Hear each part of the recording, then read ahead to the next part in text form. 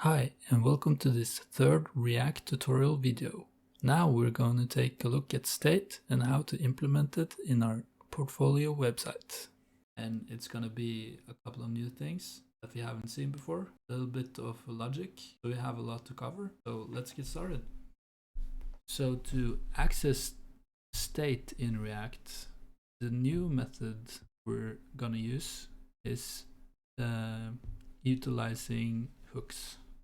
React has kind of recently been overhauled from a class-based structure to a component and function type of structure where state is managed. It can be managed in a functional component. So the definition of a hook from React's websites is that hooks are functions that let you hook into, in air quotes, React state and lifecycle features from function components. So we have looked a little bit at functional components. We have created 4 actually. The old way of doing this was that you have a combination of class-based components and functional components, where class components are the only components that can implement state. But with hooks, now you just use functional components, so everything can use state. So back to hooks.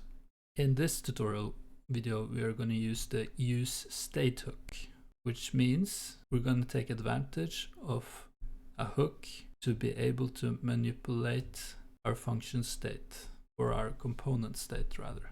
So what I mean by this is that a component can have its internal state, which can be, in our example, we're going to create a button, which is going to toggle whether we see our projects or not. So on our page, we will have a button right over here, and when we click it, our projects will be shown.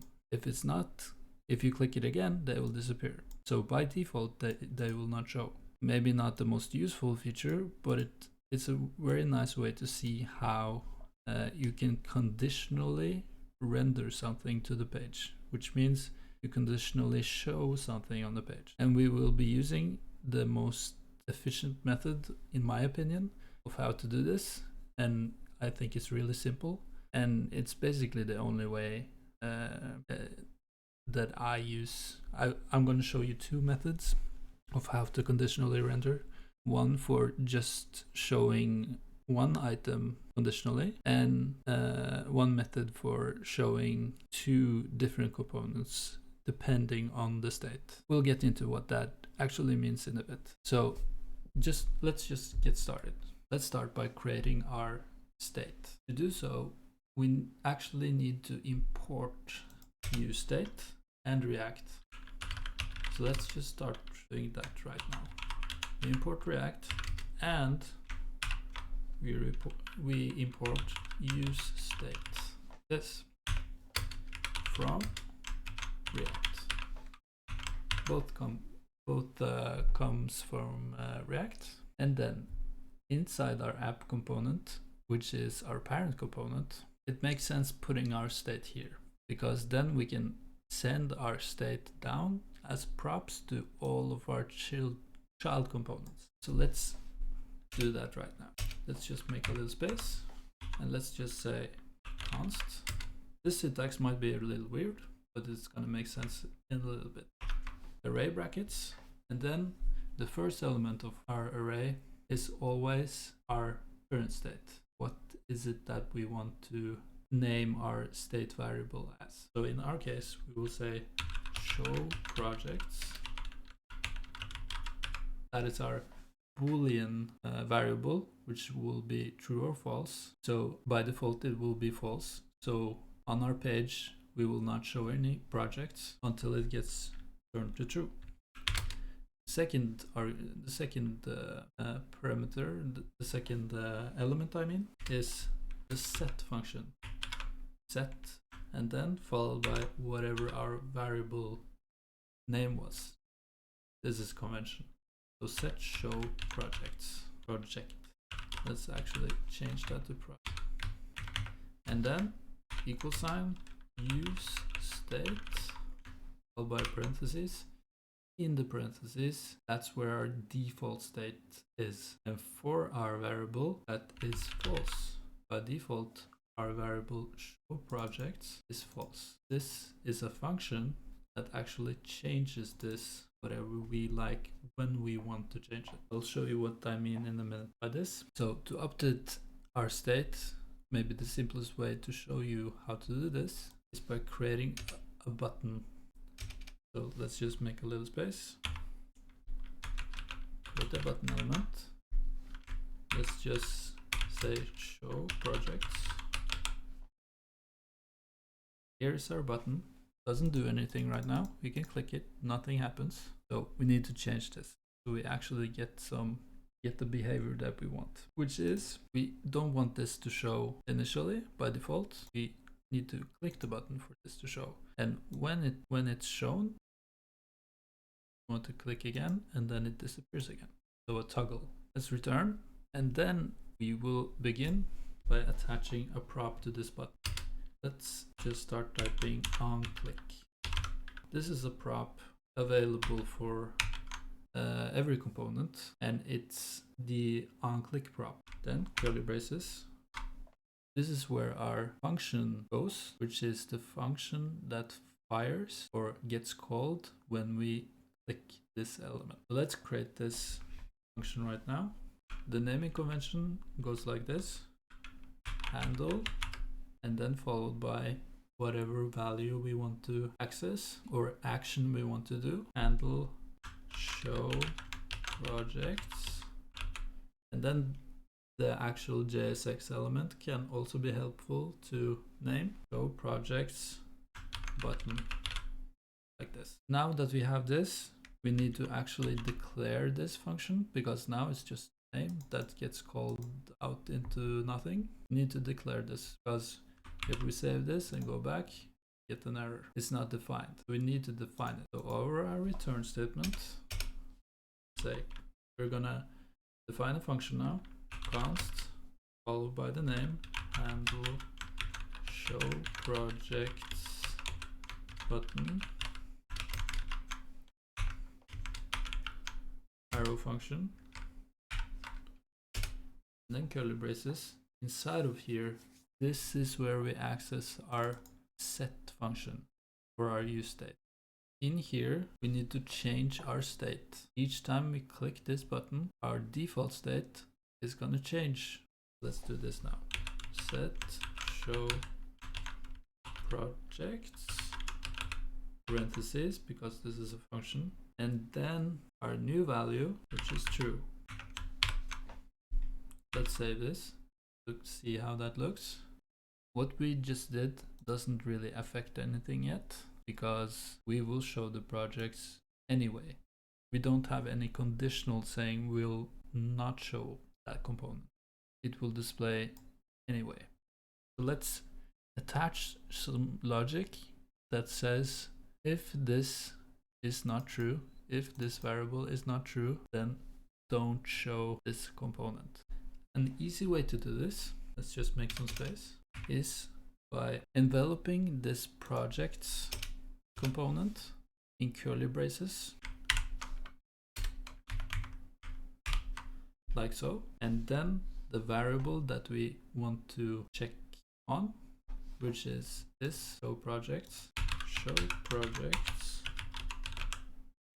equals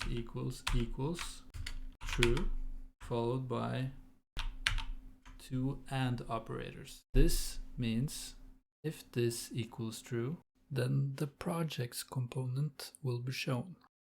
Let's see if that works in our browser. Still nothing. Let's go back. What is missing now? Our variable is false by default. So if this is showing, that means that the value is true right now. Yeah, that makes more sense. Just needed to refresh the page. Now if we click, it will show. So this is conditional rendering. Problem we have right now is if I click again, nothing happens, because We haven't added the toggling functionality yet. Going back, can you try to think of a way that makes this toggle? It has something to do with this. Because inside here, we're hard coding true. Where does it go back? It doesn't.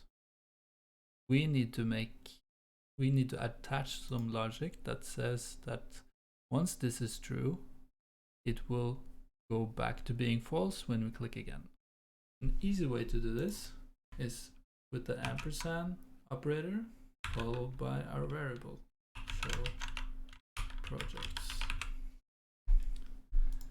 This ensures that this variable will always be the opposite of what it currently is. So if it's false, it will set it to true. If it's true, it will set it to false. Let's take a look in the browser and see if that's correct. We'll refresh the page. Show our projects, and then we click again. So now we have our desired functionality going for us. We are conditionally rendering our component based on state.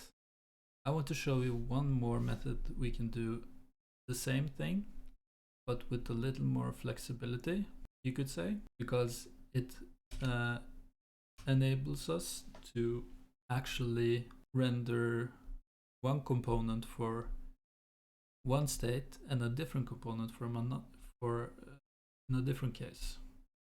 So you can render, say, some projects if the value is true and different projects if the value is false. I will just comment this out for simplicity. We could make another set of state, another state variable here with the different names and a different another handler as well, and just make this exact same logic. But I think it's easier if we just comment it out for now. And let's just do the button again. Button show projects, and then our curly braces. This will look similar, but it has a distinct difference. So here we will say show projects equals true. We could actually just say it like this, because only the variable standing by itself is a check for if it's true. So you could say like this, and then followed by a colon, and then our opposite component, you could say the component that should render if this case is not true, then this component, whatever we put in here, is gonna render. So let's just put in our let's just put in a p tag. Nothing to see here, like so. This could be confusing at first. Let's just say true like this, just exactly same syntax. Let's save. Let's look at the browser, refresh, and here we see nothing to see here. This is because by default our state is false, and our conditional expression here, this is called a ternary expression. It's on variable x, then question mark equals true, variable a, variable b. If this is true, then this is shown to the page. If this is false, this is shown to. This is the exact same thing. So by default, this is shown. If it's true, then this is shown. Also conditional rendering. Let's just save. Should have the exact same behavior. Click. No, something is missing. Let's see what it is. Yeah, because we're missing the handler. We need to attach the OnClick handler. OnClick followed by braces, and then our handler. Click save. Let's check our browser. By default, we see our p tag displaying our placeholder text, but when we click the button, it shows our projects. Clicking again, and they disappear. This is the power of state. With this, you can make very powerful logic and very complex components. So I hope this was helpful for you. And if you like this video, please like and subscribe. And I'll see you in the next one.